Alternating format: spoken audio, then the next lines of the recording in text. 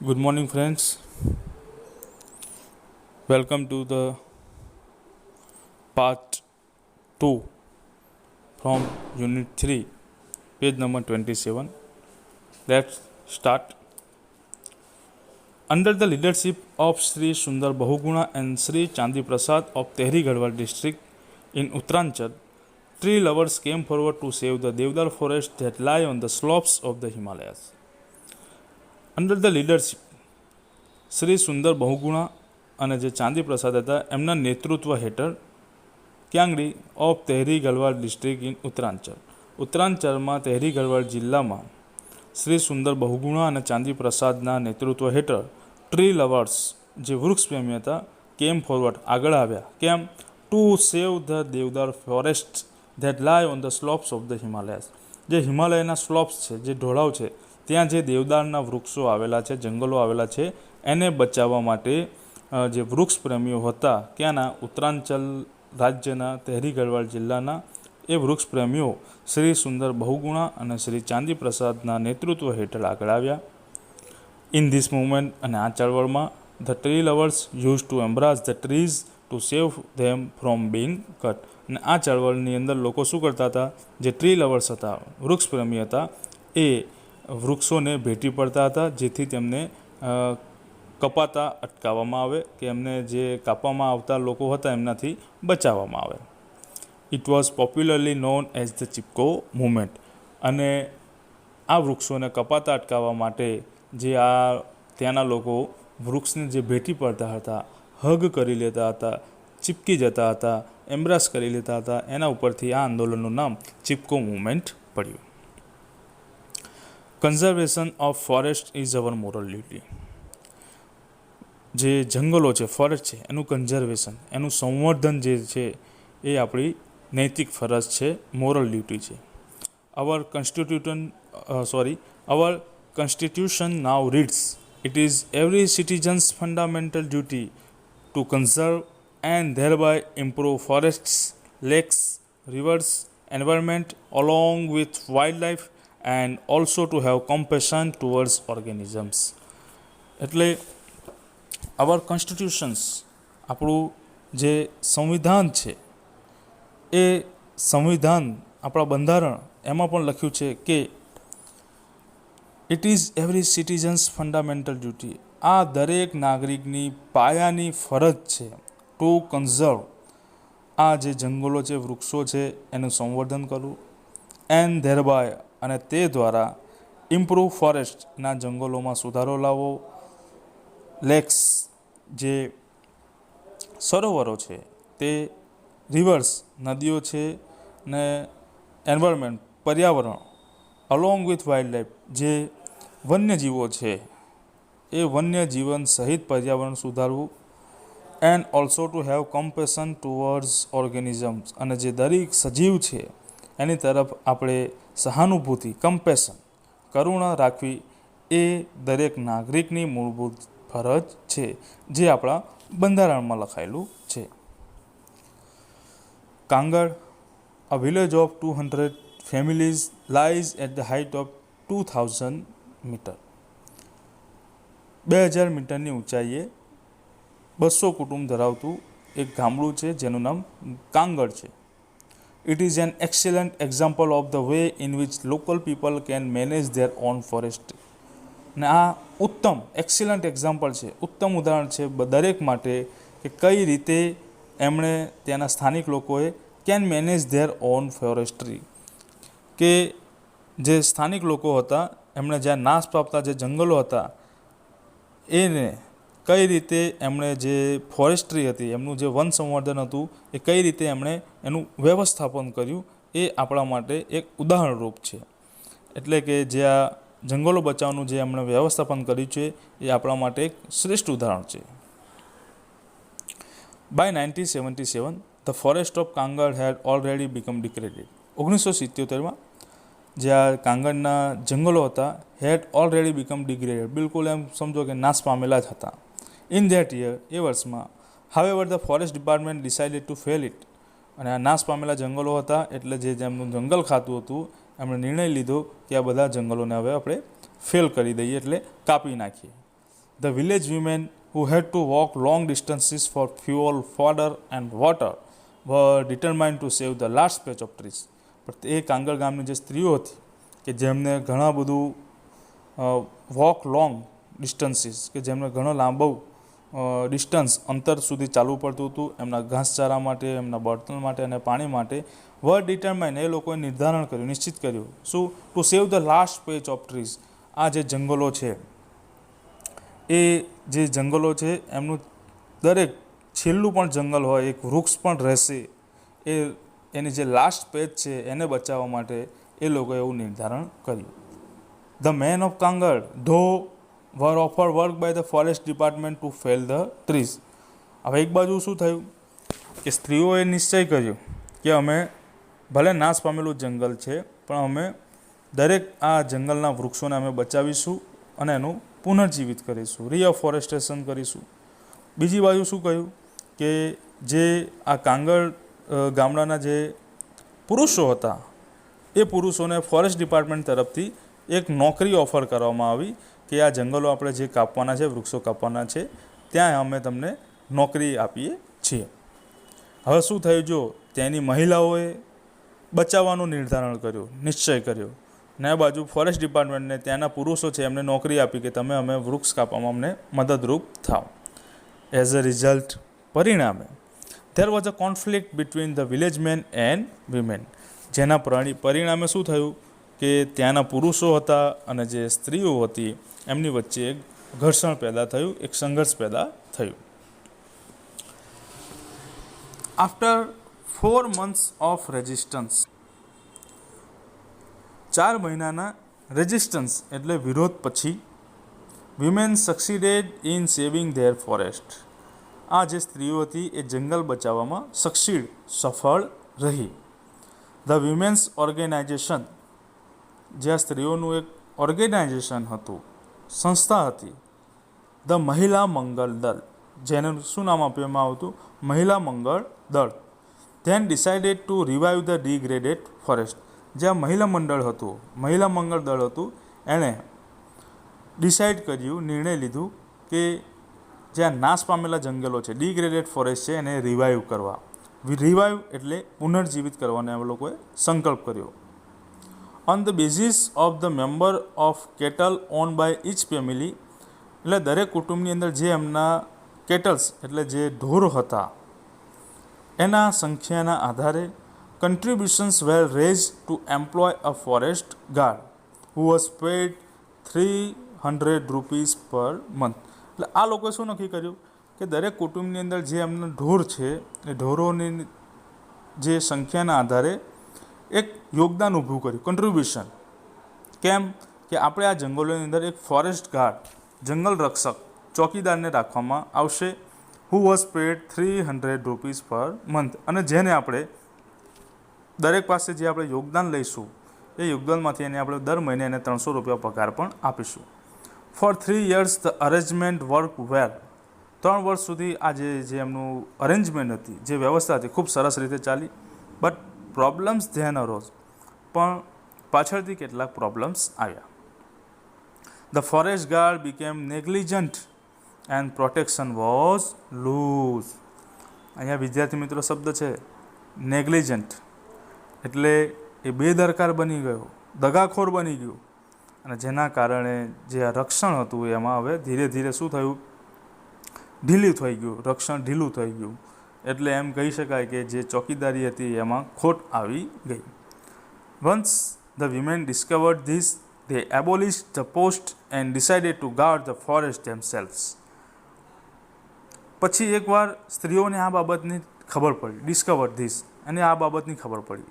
they abolished the post, એટલે જે એની જગ્યા હતી, ચોકીદારની જે નિમણૂકની જે પોસ્ટ હતી એને નાબૂદ જ કરી નાખી. એન્ડ ડિસાઇડેડ, અને પાછું સંકલ્પ લીધું, two guard the forest themselves, અને આ જે જંગલો છે એનું રક્ષણ કરવા પોતાની જાતે જ એ લોકો એનું રક્ષણ કરશે એવું એમણે નક્કી કર્યું. Now the Mahila Mangal Dal has assigned the duty of looking after the forest to a group of village women. એટલે આ મહિલા મંગળ દળ છે એણે ગામની સ્ત્રીઓની ટુકડીને આ જંગલની દેખરેખ રાખવાની ફરજ સોંપી. એસાઇન એટલે ફરજ સોંપી દીધી. The responsibility is shared among 15 women in rotation. 15 સ્ત્રીઓનું રોટેશનમાં જે જવાબદારી હતી એ ફાળવવામાં આવી. thus the duty for each woman comes after 15 days. અને તેથી શું થતું, એક સ્ત્રીની નોકરી 15 દિવસ પછી આવતી. એટલે વારાફરતી શું કર્યું આ લોકો, 15 સ્ત્રીઓમાં આ જવાબદારી વહેંચી દીધી અને આ 15 સ્ત્રીઓમાં શું કર્યું, આમ દરેક સ્ત્રીની ફરજ 15 દિવસ બાદ આવતી હતી. એટલે 15 સ્ત્રીઓની આ લોકોએ એક એવી ટુકડી બનાવી દીધી. એઝ વન વુમન સેડ, એક સ્ત્રી કહેતી, on these days we leave our work and protect the forest because our oak trees are like our children. ને એમાં એક સ્ત્રી કહેતી કે જ્યારે અમારી ડ્યુટી આવતી ત્યારે અમે એ દિવસનું પૂરું કામ, જે કંઈ પણ કામ હતું છોડી દેતા હતા. લીવ એટલે છોડી દેતા હતા અને પ્રોટેક્ટ ધ ફોરેસ્ટ અને જંગલોનું રક્ષણ કરતા હતા. કારણ કે બિકોઝ અવર ઓક ટ્રીઝ, જે અમારા ઓક વૃક્ષો છે એ આ ઓક વૃક્ષો અમારા બાળકો સમાન છે. Once when a migrant shepherd allowed his goats to graze in the protected forest area, the women took away the goats and fined the shepherd 200 rupees. શું થતું અહીંયા કે એકવાર એક વંશ એટલે કે એકવાર એક બહારથી માઇગ્રન્ટ શેફર્ડ, સ્થળાંતરિત થયેલો એક ભરવાડ, જેને કહેવાય ચરવૈયો, અલાઉડ હિઝ ગોટ્સ ટુ ગેઝ એટલે ચરાવવા, એક જે આ પ્રોટેક્ટેડ ફોરેસ્ટ એરિયા હતું, જે આ સુરક્ષિત જંગલનો એરિયા હતો કે અહીંયા એની દેખરેખ રાખવાની છે, ત્યાં એકવાર એક ચરવૈયાએ એની જે બકરીઓ હતી એને ચરાવવા માટે અંદર નાખી દીધી. તો શું થયું, તો એ સ્ત્રીઓએ, ધ વિમેન જ્યાં પ્રોટેક્ટ કરી રહી હતી, ટૂક અવે ધ ગોટ્સ, બકરીઓ લઈ લીધી, and fine the shepherd 200 rupees, અને એ ચરવૈયાને 200 રૂપિયાનો દંડ કર્યો. Villagers themselves are fined up to 100 rupees for cutting trees for firewood. અને જે ગામડાના લોકો હતા એમને પણ, જો એ ખુદ ગામડાવાળાઓ જે છે, જો ફાયરવુડ એટલે કે બળતણ માટે જો વૃક્ષ કાપે તો એને પણ 100 રૂપિયા દંડ કરાયો.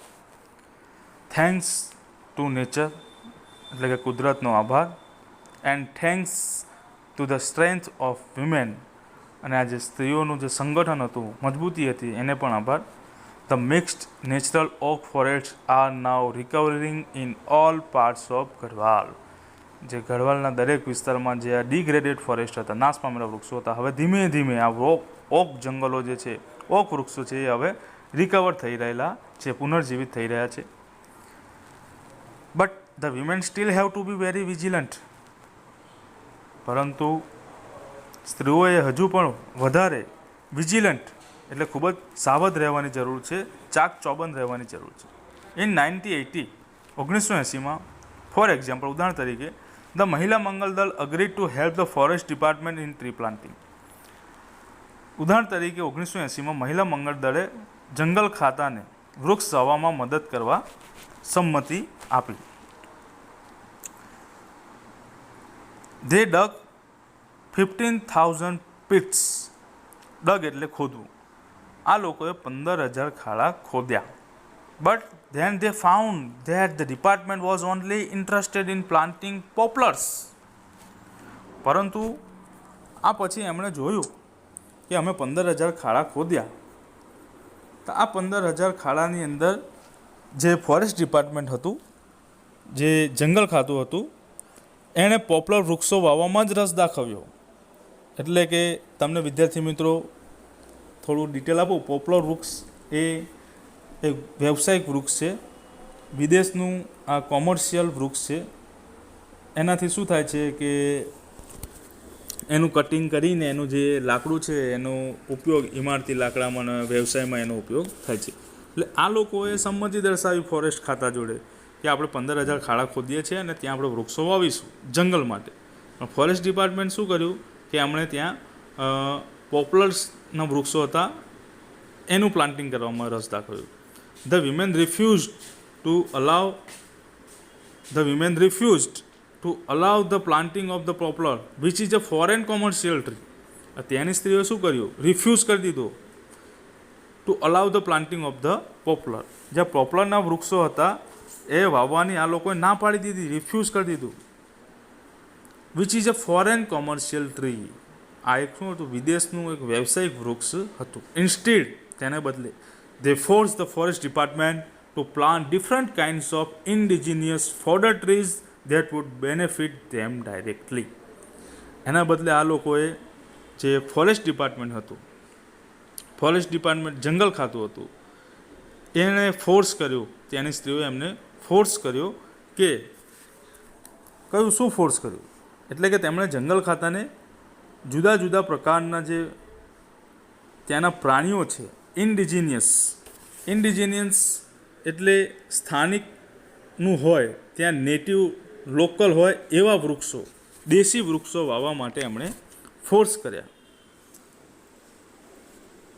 Two plant different kinds of indigenous fodder trees that would benefit them directly. અને જે આ દેશી જે વૃક્ષો છે, લોકલ વૃક્ષો છે, એને વાવવા માટે એમણે દબાણ કર્યું, જેથી એનો સીધો ફાયદો પ્રત્યક્ષ રીતે ડાયરેક્ટલી એમને થાય. તેથી the natural forest are now regenerating in the hilly areas in many parts of Uttar Pradesh. એટલે આ રીતે ઉત્તર પ્રદેશના જે ઘણા હિલી એરિયાઝ છે, પર્વતીય વિસ્તારો છે, હવે ત્યાં જંગલો રીજનરેટિંગ પુનર્જીવિત થઈ રહ્યા છે. ઇન એડિશન વધારે to supporting local agriculture and animal husbandry, the regenerated forest have reduce the intensity of floods and soil erosion and have ensured a permanent water supply. એટલે શું થયું, જે આ જંગલો પુનર્જીવિત થયા એના લીધે જે લોકલ એગ્રીકલ્ચર હતું, જે સ્થાનિક ખેતી હતી, એને પણ મદદ મળી. એનિમલ હસબન્ડરી, જે ઢોરોનું ઉછેર હતું, એમાં પણ એમને આ લોકોને મદદ મળી. The regenerated forest have reduce the intensity of floods, અને આ જે સ્થાનિક વૃક્ષો હતા એને જે પુનર્જીવિત કરવામાં આવ્યા, તો આ વૃક્ષોએ શું કર્યું કે જે ફ્લડ્સ, જે રેલ આવતી હતી એની જે તીવ્રતા હતી, તો વૃક્ષો, વિદ્યાર્થી મિત્રો, તમને ખ્યાલ જ છે કે ગમે તેટલો પાણીનો પ્રવાહ હોય એને અટકાવે છે, એટલે એને અટકાવવામાં પણ મદદ મળી. એન્ડ સોઇલ ઇરોઝન્સ, અને જે જમીનનું ધોવાણ હતું એને પણ અટકાવી શક્યા. And have એન્શ્યોર્ડ a permanent water supply, અને એના કારણે જે કાયમી ધોરણે એમને જે પાણીનો પુરવઠો હતો એને સુનિશ્ચિત કરી દીધો. The practice of community protection of forest has spread to many neighbouring villages.